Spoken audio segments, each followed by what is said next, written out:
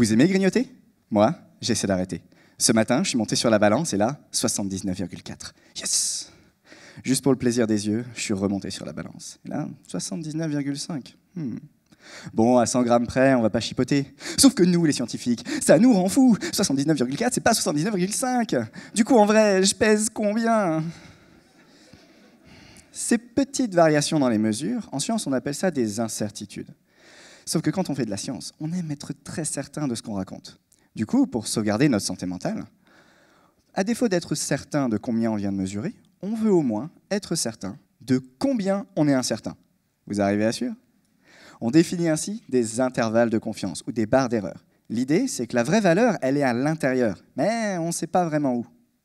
Bon, laissons de côté les pèse-personnes pour l'instant et intéressons-nous à un objet plus cool, le LHC.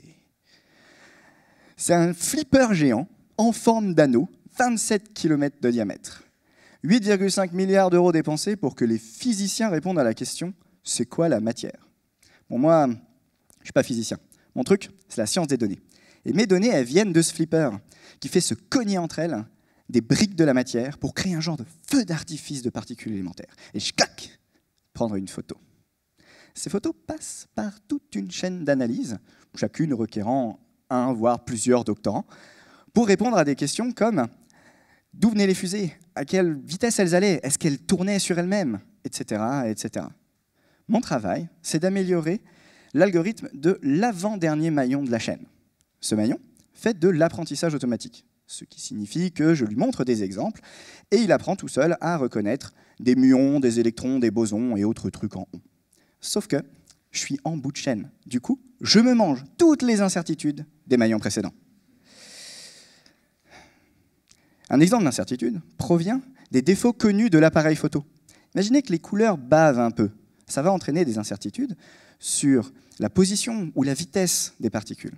Or, mon algorithme, il reçoit ces informations en pensant qu'elles sont valides. Du coup, il se trompe et il propage les erreurs.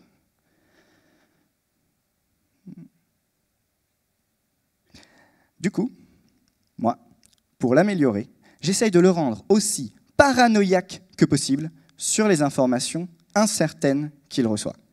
C'est plus difficile, mais ça devrait mécaniquement réduire les barres d'erreur finales. Du coup, à défaut de pouvoir grignoter des barres de chocolat, je grignote des barres d'erreur. Et ça, c'est bon pour mon régime.